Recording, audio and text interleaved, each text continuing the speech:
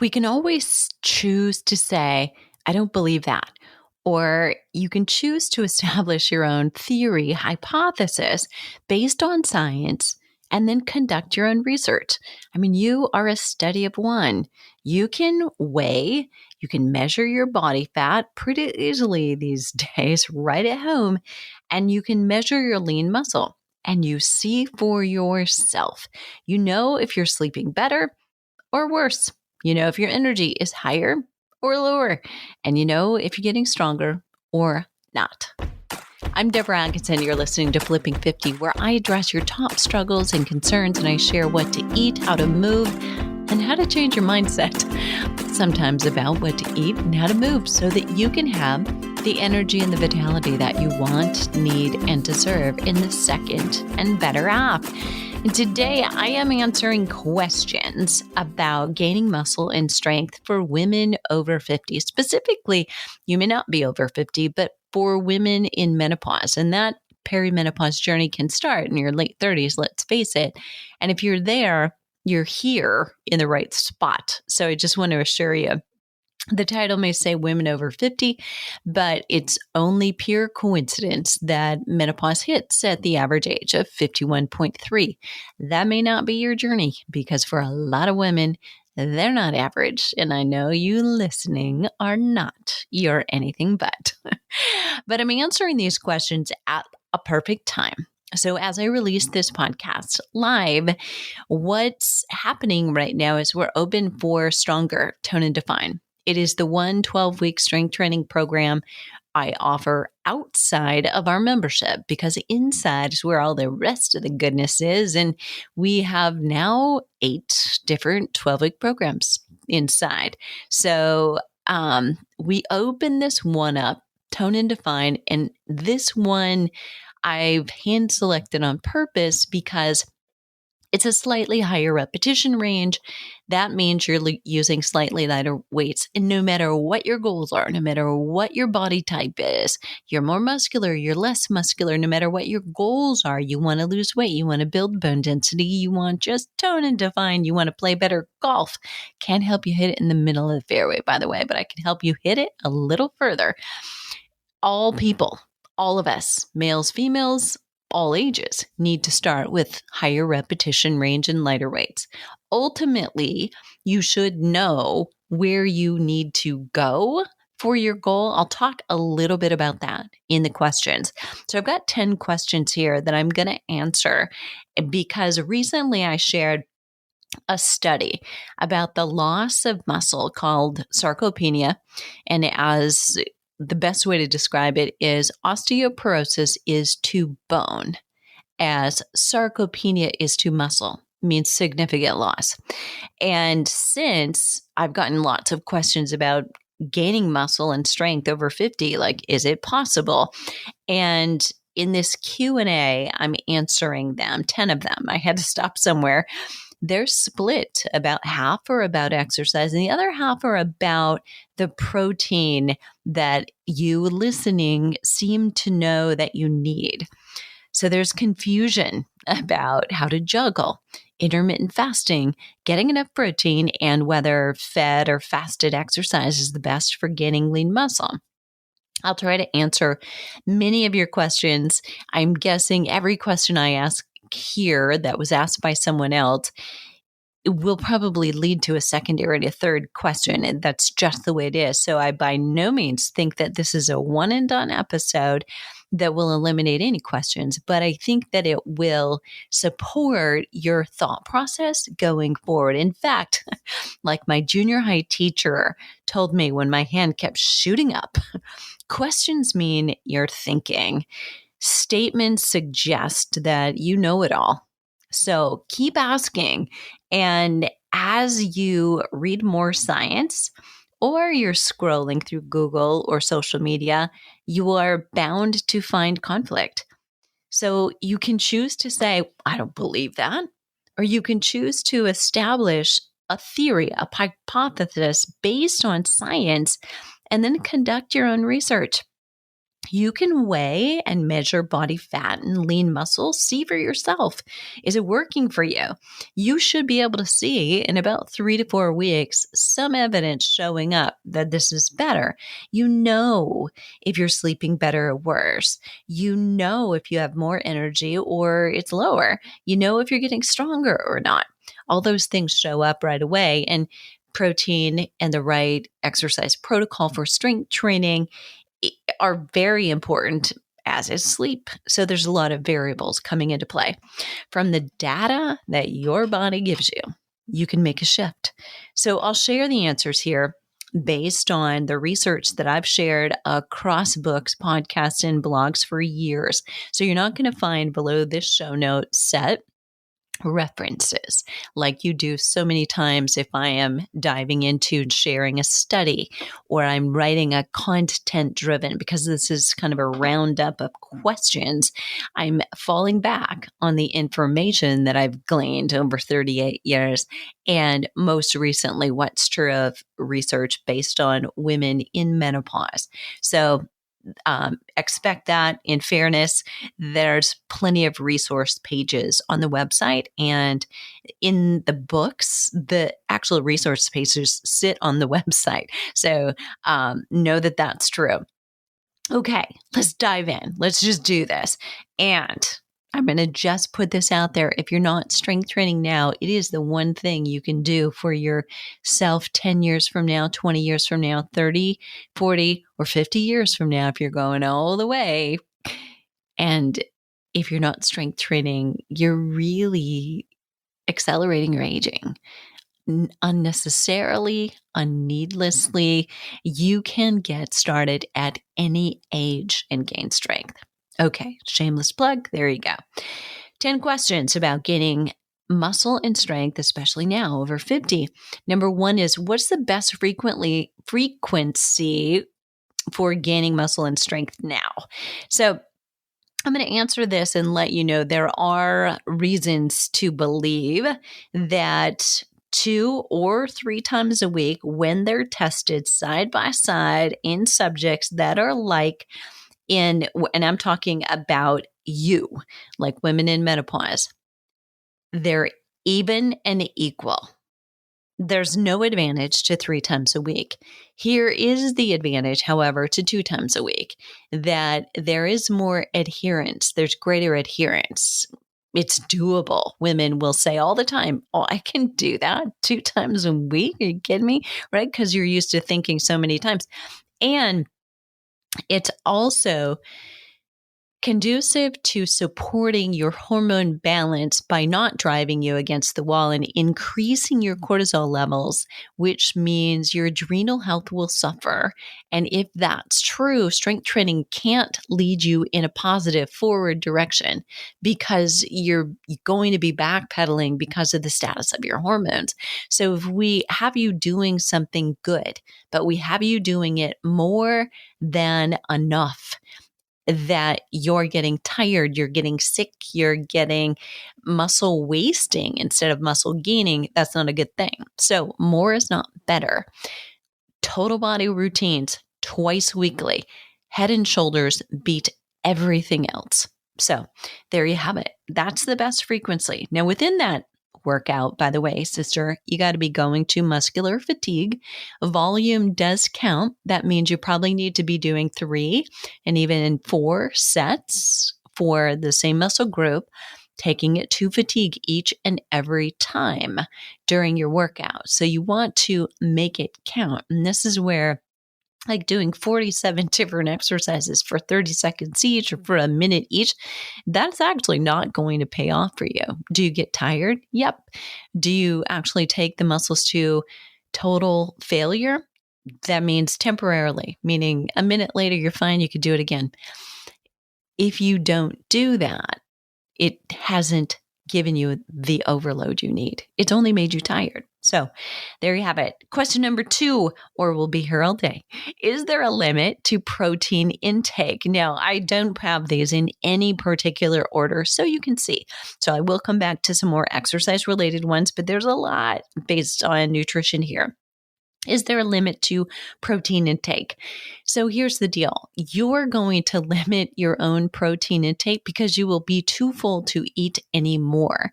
The recommendation, and this has been something true in the literature in the science since the 90s. This is not new. This is not like, oh, this is new wave. I don't believe this yet. Because the RDAs will never, ever tell you that in our lifetime. It takes way too long to change governmental guidelines. The last time we were excited about guidelines changing, what came out of the meeting of the minds is literally like a couple I's got dotted and a couple T's got crossed. Nothing really changed. And that's really kind of the way it is. You and I are not in our lifetime going to see a major change in recommendations. We are seeing registered dietitians. We are seeing protein experts. We are seeing gerontology experts, longevity experts, all agree across the board that as we age, our protein intake increases, does not decrease. And that the level of protein in fact, many nutrients, macro and micronutrients, according to RDAs, are far below anything that will tout or benefit us for optimal health. So, is there a limit to protein intake? Yes, but we'll never get to explore that because a human person can't consume enough during the course of a day to get to too much. So the question often does beg, what about my kidneys? And here's the thing, there are rumors passed around. You know these rumors, junior high, or if you still live in a small town or have cliques in the town you live in, you know what about rumors. They get passed from one person to the next and they were never true to begin with. But it sounded good at the time. So is there a risk to your kidneys of high protein intake? Not unless you have existing renal condition or you are pre-diabetic, diabetic, you've had problems in the past with your kidneys, then yes, potentially for you, it could be true. And you should never increase your protein intake, if that is you, without checking with your allied health professional, the one that you know and you trust with your life, literally. So there could be if you have an issue, but there is no literature to say that higher protein intake diets cause kidney problems. There's nothing in the literature. I published a report on this back in 2014, and I republished because I went back into the research and looked again, just probably it was pre-pandemic now, but so 2018 or 19, looked at it again, still nothing. There's nothing there, but you and I will get full before we can take in too much. Now, if you were taking a really high protein diet and you were taking an excess of essential amino acid supplements, say popping pills, could you take too much? Potentially, I suppose you could, but I don't know about you, but no one ever said to me in 38 years, Deborah, I absolutely love taking my supplements. I mean, most of the time we don't take the ones we know we should take, sometimes even our prescriptions. So really, that's very rare. I've never heard of it. So next, what is the best routine for gaining lean muscle tissue? So we're back to exercise here. The best routine, again, comes back to that frequency, twice weekly, but total body. You don't want to split your workouts up. So you're doing legs today, you're doing upper body tomorrow, or even chest tomorrow, and then back another day and abs another day, because there's not enough stimulus for enough of your major muscle groups to actually give you benefit unless you're spending 2 hours in the gym doing multiple sets. And we're talking 6 and 8 sets of many exercises for the same muscle groups. But in that case, we come back to the first problem. The reason 2 workouts total body are better than even 3 is that you're going to increase your cortisol. cortisol breaks down muscle. Then you get into adrenal issues. You can't be building up a body that is run down. The two are equal opposites, right? So the body will not get stronger, will not increase lean muscle tissue if you're trashing it. Just not going to happen. So the best routine is total body workouts, major muscle groups, doing it to muscular fatigue, probably 3 to 4 sets per exercise that you are doing, at least one for each major muscle group. There are exceptions to that. And that is if you are short on time, staying consistent and say doing 3 sets for 3 different muscle groups. That's smarter than spreading it out and doing circuit training where you're just doing every exercise one time. You've got to get adequate stimulus for major muscles in order to see change. So there it is. And then tying into your routine, you are bookending, meaning you're feeding yourself. You go into that workout fueled, you end that workout with the plan for in 60 to 90 minutes, I have another high protein meal. And for 24 hours afterward, I continue to be very conscious about taking in protein on a regular basis, high quality, high protein, meaning you're at least making that threshold of 30 grams of protein per meal. That's a point where you're taking in enough essential amino acids, provided you're choosing high quality proteins. So that piece is important. Okay. Next up, how do we know how much protein we need? Now, this question, I have dedicated entire podcasts to. So I want you to know that. And we'll put the link in the show note for 1 or 2 of them. There's more than one. You know by this. So you can use it a couple of different ways. So the old way, the RDA, is bumped up for older adults and or for very active adults, but it also is true for very, very older adults who are very underactive, sedentary, bed rest. 1.8 to 2.2 grams of protein per kilogram of body weight. Now, if you know what I said, you know you have to go do some math. So kilograms of body weight has to be converted to pounds, so you know how many grams of protein per pound that you need or per day based on your weight. So to find your kilograms, you take your weight divided by 2.2. And then you're going to come up with how many grams of protein you need based on that. That's one way. Here's most likely what you're going to come up with. It's about your lean body weight in pounds right now.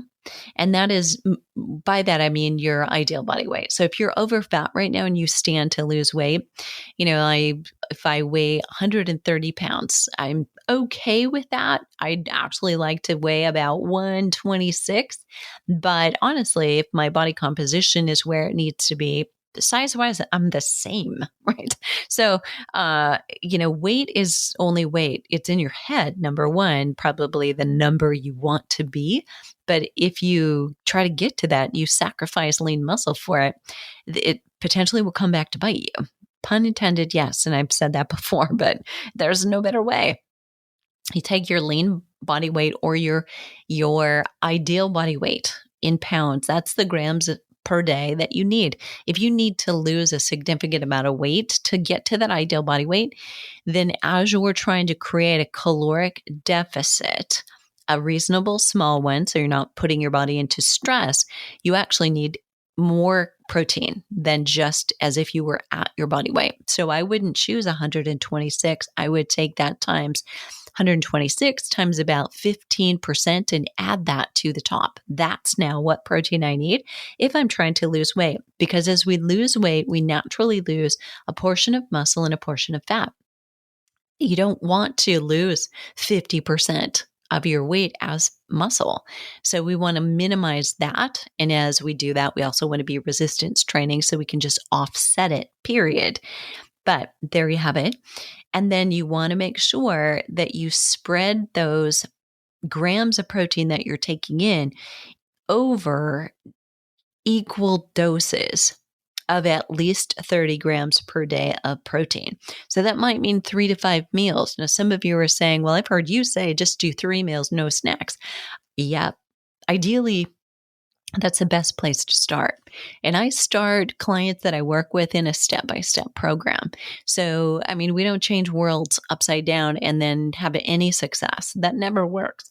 So I will shoot first for, let's try to get to 30 grams of protein per meal. We're going to increase our consciousness about it. And we're going to go with 3 meals and no snacks to help you burn fat even between your breakfast, your lunch and your dinner. Because if you're snacking constantly, you won't get that. But if you're trying to gain lean muscle, really gain it, you want that additional meal. You can stand that additional meal because you're going to be using it through resistance training, using the protein then to repair the muscle, recover, and prepare it again prior to the next one.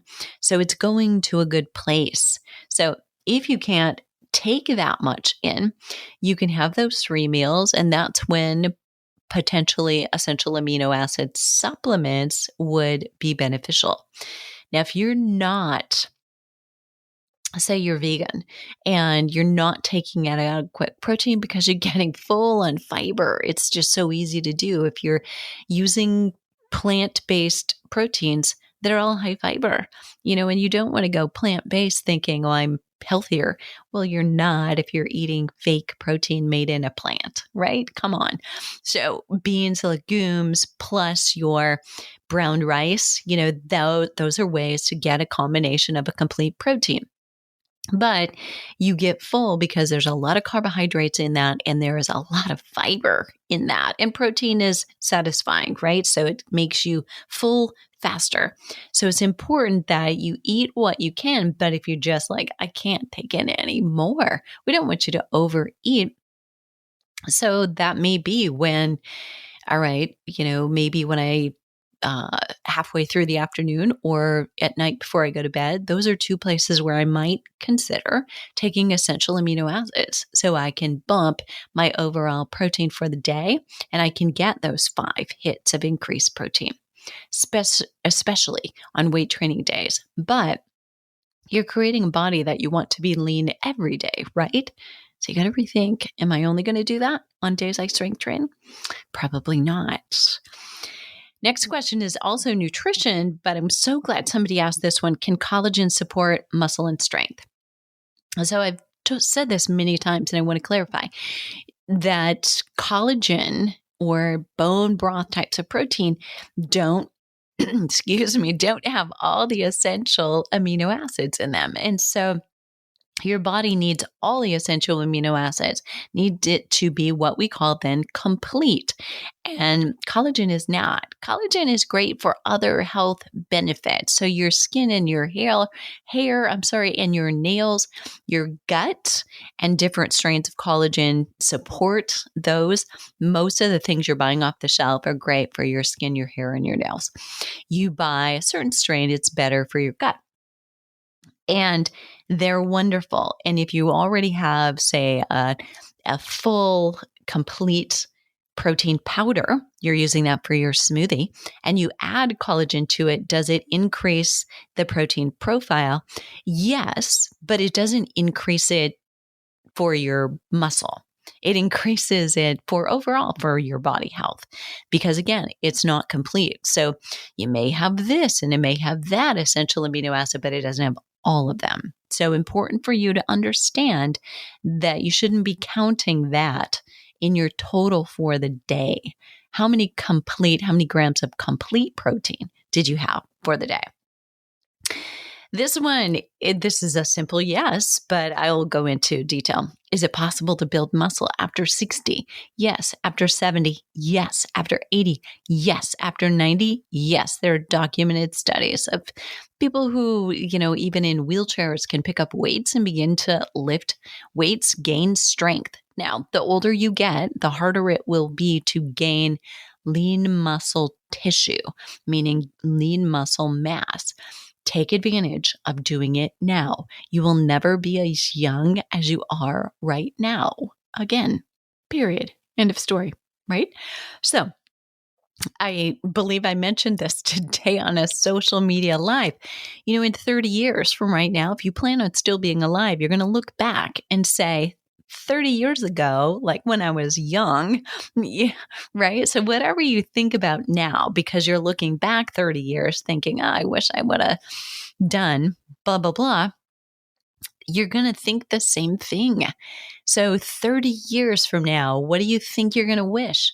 You're going to wish you were stronger. You're going to wish you'd gotten into that weight room and developed some lean muscle mass, because it's going to be harder the older you get. Don't let it slip away from you. So yes, it is. Do you need to control the stimulus? Yes, meaning you need to work harder, honey. You don't need lighter weights. Not unless you've been injured and you're rehabbing and coming back from it. You need to gradually, progressively move yourself up to using heavier weights and making sure you're still getting to muscular fatigue. And you need to plan your recovery, because it does take longer to recover between workouts. And that is part of the reason twice a week is also very, very smart. It's not just our cortisol and adrenals, but it is that we need an additional recovery day. Monday and Thursday is a much smarter routine for a lot of people. And that's just for instance, than Monday, Wednesday, Friday, because you've got 2 days between the workouts minimum, and a little bit more when you go over the weekend. But the idea here is that we're not being passive, sedentary people in between. We're doing life. Like, we're working out so we have more energy. So we're doing all the things we love to do too. So yes, it is possible to build muscle. It's well documented. Next question is, I've heard you say whey protein is not optimal. Why, and what are the other options? Whey protein is dairy. So here, what I've discovered personally first, over, 28 years ago, I kicked dairy to the curb when I was training for my first marathon, because I was just clearing my throat a lot. And, I would notice the morning after I went for a run, it was usually on a weekend that I went for those long runs. And we'd gone out, we'd go out for dinner the night before, because again, it's a weekend.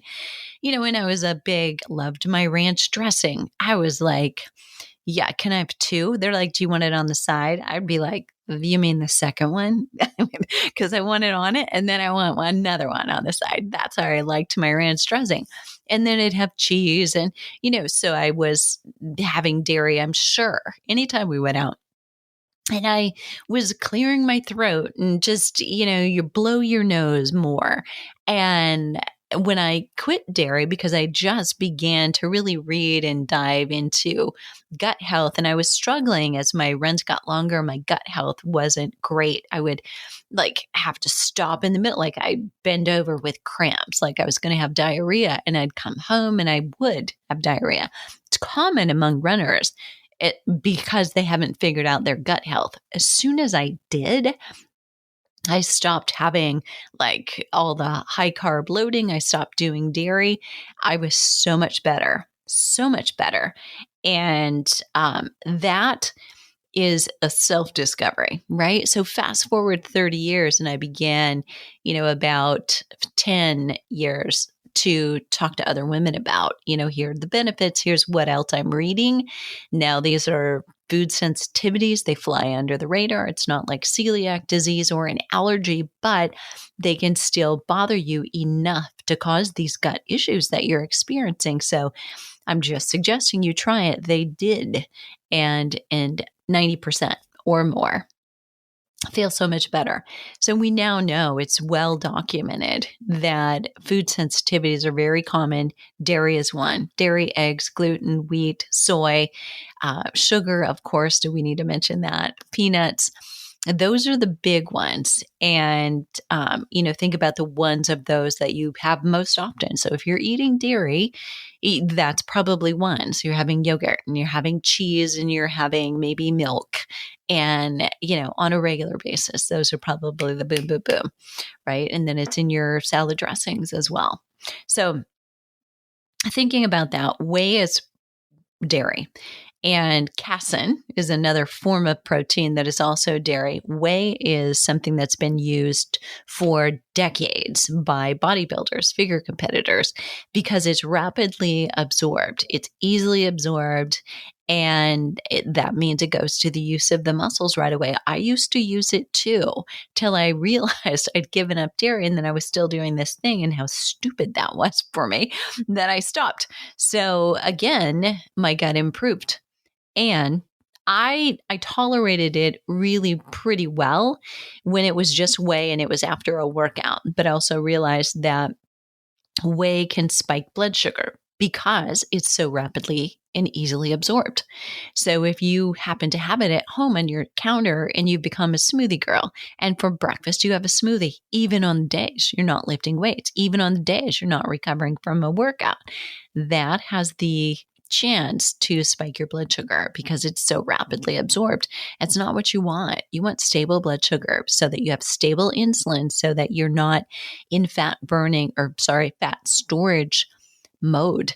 When you have insulin up, you're in fat storage, and your body can't store and burn. It's got to choose, and it's always going to protect by storing. So that's why. And you may say, well, I don't have a problem with it. Doesn't bloat me. Don't have any issues. Doesn't cause me any diarrhea. And that's okay. But if you're at your ideal body weight and you're seeing great results from it, I also say don't fix it if it's not broken. But I would say look at your blood work, your inflammatory numbers if you're not at your ideal weight, if your blood sugar levels, if you haven't tried a continuous glucose monitor, you might want to take a look at that, see what it's doing. If you're not where you want to be with weight and energy, digestion, your muscle, and your fat, that would be why. So what are the other options? A vegan, a pea protein. Pea can be something sensitive for a small fraction of people. So I will say that. And I will say, because that's known, I don't have it every day. So my Flipping 50 plant power is 100% or 97% pure pea harvested. And that's a complete protein. However, I don't want to have it every day because most of the things that we would have every single day we're more likely to become sensitive to. And pea can be one of those things. So I rotate it with my Paleo Power, which is a hydro beef. Now, that has a slightly lower protein profile, right? It's more like collagen. And that's an important thing to know. So I add the right things to it. So I add hemp hearts to it. That's a plant-based complete protein. You can add nuts and seeds, and you can bring up the protein content of certain things that you're doing. But I would always say, let's rotate what we're doing. And then here's other ways that I get a high protein breakfast. You might have heard me mention eggs are a great breakfast food, but eggs are one of the high sensitivity foods. So I will once a week, maybe twice a week, I'll have some eggs for breakfast. But other times, like yesterday, I had, I think, about 8 ounces of smoked salmon for breakfast. And, some people will say, how is it possible to get all that protein in? Well, a serving size is about 5 grams of any animal protein is going to give you about 30 grams of the protein that you want. So we're talking the weight, 5 ounces, for the grams nutritionally of protein. And I, had 8 ounces easily. And, it's not something that makes you over full. It's just, nice. So you could do leftovers of any kind. And I do that too. So I will mix up, like if I have leftover, ground taco meat, I will have that sometimes for breakfast with vegetables, leftover vegetables. So there aren't rules. It might be a different way to think, but, I also do believe, however, I'll just throw this in, that your body likes routine. So, most of the time I'll do a smoothie and my body's probably happiest with that because my digestive system just knows what to do with that. And, at lunch, typically I'm, say soup. I love soups, like heartier soups, like beef stew or chili. And, I rarely do a salad for lunch anymore unless I go out for lunch. It's kind of funny. used to be constantly a salad girl, but I really don't do much just lettuces anymore. I always think, how can I get the highest nutrient density with my meal? So, little tangent. I'm going to go on to the next question. How can I juggle intermittent fasting, resistance training, and protein needs? Oh my goodness. This is an entire podcast, but I'll touch on this. So I've got podcasts that address intermittent fasting. Is it yes or is it no? Resistance training and intermittent fasting, and also the protein needs around it. So we've already discussed the protein needs. So I think we can transition here and think about, how are you going to get your body weight in protein if you are trying to do some kind of intermittent fasting that's really aggressive and you're barely eating, one meal a day. Are you going to get 125 grams of protein in? Probably not. Probably wouldn't recommend that. Don't want to see you after. Okay. And are you helping yourself with muscle protein synthesis by doing it that way? No. Your body needs it regularly in even doses across the day. So what I believe is probably the best thing for you to do is think about, what is the biggest priority I have right now?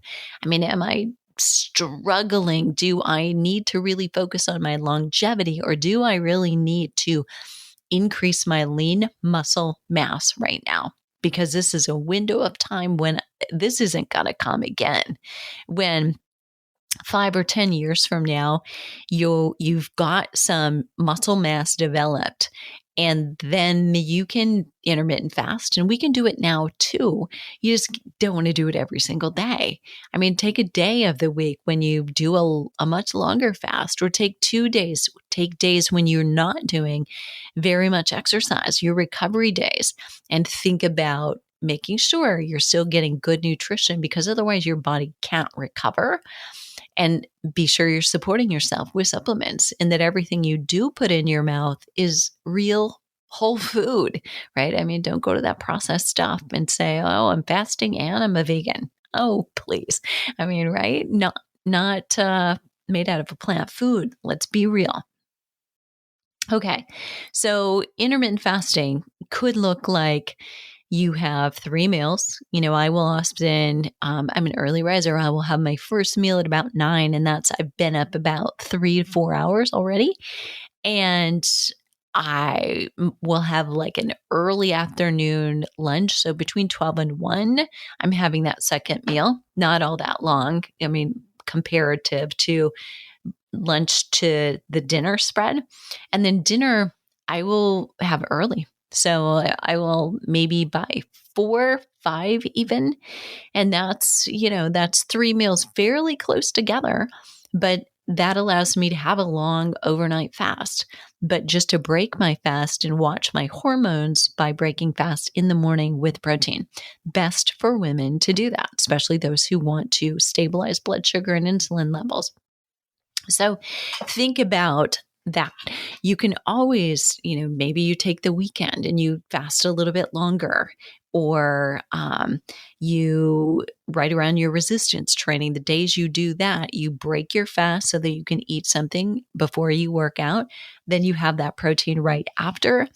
And that may be also when you look at essential amino acid supplements. So, excuse me. In the show notes, we'll also put a link to the supplements that I use they're in my counter. I don't use them every day. So if I'm hitting my protein intake without, great. I'd rather eat whole food. And when I say whole food, I'm including protein powder, and that may rub you a little bit wrong. But the way I think about it is this: when I make a smoothie, it is because in that smoothie, I'm going to put, 1 or 2 cups of greens, or instead I'm going to put cucumbers and other vegetables. Avocado is going in there, a little bit of fruit, not a lot of fruit is going in there, flaxseed and hemp hearts. And so lots of food. and superfoods are going in there in addition to the protein powder. It's just a vessel. It's not just, I'm going to have a banana and almond milk and protein powder and call that a shake or a smoothie. Because no, I got to get the vegetables in. I'm going to get a little bit of fruit in because those have micronutrients in there. So whole food is relative, right? So you got to think about, are you really doing that? So think about your goals, number one. So before you think, I know intermittent fasting is so healthy and it's so good, or I feel better doing it, be sure that you're doing it not because you want to avoid food, because that feels bad for your gut. We want to heal your gut, not just avoid the thing that causes the problem, get to the underlying reason for the problem.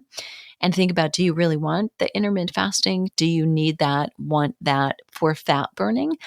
Or if you gain the lean muscle, would that already help you burn more fat? And then you can use intermittent fasting regularly. But intermittent fasting has a wide continuum. So you don't have to cut out food completely, and you want to have good foods for yourself. Think about your activity levels as well. You don't want to get into a low energy available state. That'll throw you into cortisol issues and adrenal problems. Does a high protein diet help burn fat? So a little controversy about that, but it does, in fact. Increasing the amount of protein you have in a meal will cause your body to have to work harder to digest that meal. But that little bit of rise after a meal, because it was high protein, is probably not the biggest or best reason to cause you to burn fat. The high protein diet supports your muscle protein synthesis. You get more muscle, you get more strength, you're doing more things that ultimately help you burn more fat. You have more metabolically active tissue and you feel more energetic and you want to be more active. That helps you burn more fat. So short term, yes, but is that the best reason to do it? Probably not alone. Next question is, this is the last one. You made it. When I either can't eat a meal or get enough protein in a day, are supplements a safe way to add? So, and we have answered this in prior questions, kind of slipped it in, but I would say yes. And I would say that is the place they should take after you've done all that you can do with whole foods. After you've taken in everything you can, whether that's through smoothies or smoked salmon or leftovers or eggs for breakfast and a good meal for your lunch, or maybe it is that you're doing a short intermittent fasting window. You've taken in maybe a brunch and you're doing an early dinner and it's all you can do because you can't fit in more. That would be a good time to look at essential amino acids, maybe before bedtime or in the morning before you want to start eating. However, just taking essential amino acids before you work out, probably again, still not as ideal if we're talking about your hormone balance.